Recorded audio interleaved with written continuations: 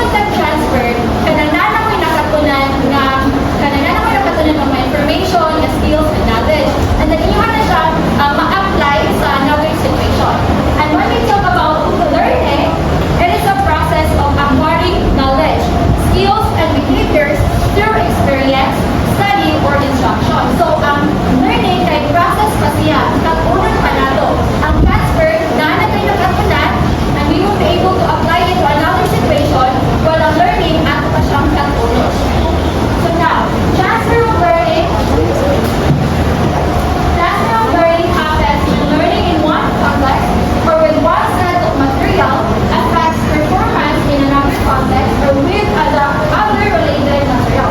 So as I said kanina, na ang transfer of learning ay nanatay nakatunan and then ato siya may apply sa another situation.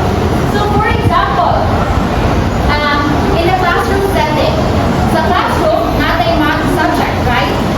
Yes. So sa math subject, we will learn how to add, how to subtract, how to multiply, and how to divide.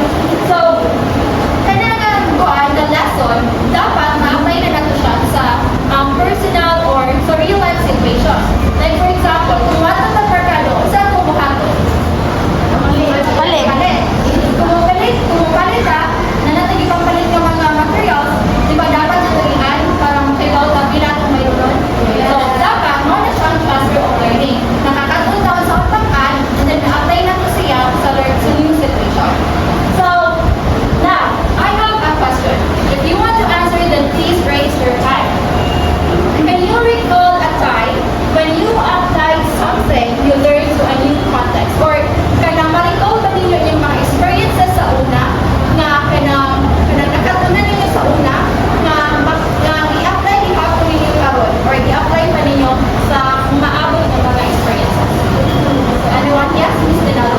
So for example, in real life situation like ang kanang subject nga ESP ginatutuan taon sa pag-bless. So hantod karon kay ma-apply na to siya if natin makita ng mga elders kay bless na. Another answer. Okay, yes, Ms. Pana.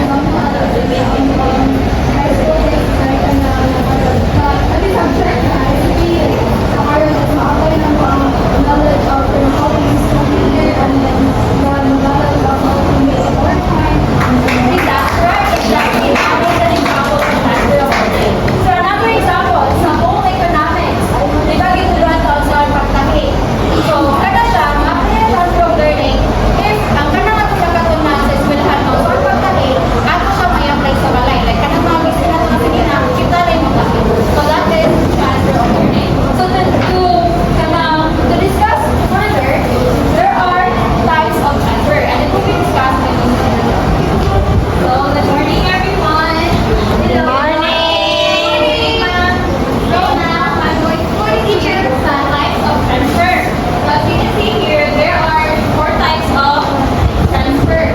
So it is the positive transfer, negative transfer, near transfer, and the forward transfer. So first is positive transfer. So positive transfer offers the learning in one context improve performance in some other context. So meaning positive transfer that learning something new helps you learn something else faster and better. So just like for example, if ikaw kay balong ka mo piano, and then you want to learn something new like ganahan ka mo pa guitar. So para nimo kay easy na lang siya kaya nimo brain nagwa na siya sa kanang na-understand na niya ang rhythm and music. So mao na mamanay mo sayo na lang ang bar and sayo na lang ang guitar. And next guys, pwede mo siya ma-apply sa language like Spanish kung ako learn Spanish. And then kanang-ganahan ka maka-learn sa Mexican. So mas kanang sayo na lang na siya para nimo kay similar naman na silang lahat. And then next, negative transfer. So negative transfer offers when learning in one context impact negatively on performance in another. So negative transfer happens when old learning makes new learning harder. So ang pasabot kung sa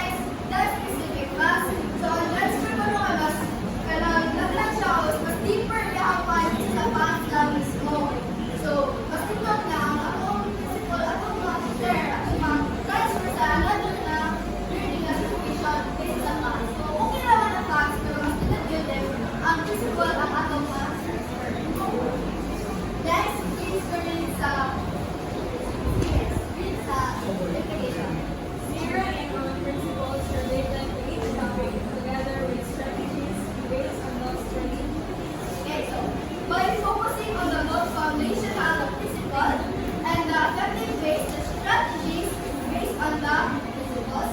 Students were equipped with a more powerful and adaptable understanding. They will be able to think more effectively and continue learning independently. So, continue learning sa inyong kaugaling ng lang. Kaya parang wala din sa inyo ha. Kaya continue learning ha in your own. So, next is the last three, emphasis on method confusion. So, Ms. Navarro, please read the principles of your church. Student reflection improves transfer of learning.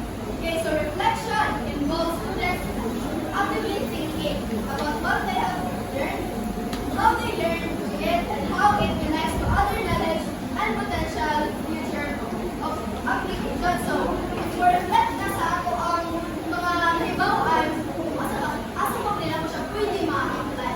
Asa mo nila ko siya pwede magamit? So, una ang emphasis. So, yung mga i-try sa mga organimo, yung mga i-reflect yung paan nga kanang sa para makibaw sila kung asa yung ang nahibawaan ko. So, this reads the definition is Brazilian. Encourage students to take responsibility for their own learning and to reflect on what they learned. Okay, so students must take time to reflect on their learning. So, ikaw